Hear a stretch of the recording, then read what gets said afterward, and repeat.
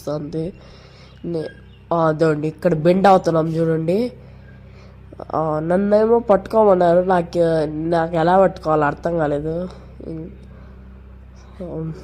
ఇక్కడ బెండ్ ఉన్నదనమాట, చాలా పెద్ద బెండ్. ఇదండి ఎంత బెండ్ అవుతున్నాం, అసలు జాగ్రత్త అన్నట్టు ఉంది అది మాకు.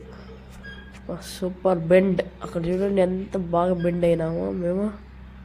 ఇదే అనమాట మన వినాయకుడు వెళ్ళబోయే కాలువ, సారీ లేక్. సో ఇదన్నమాట.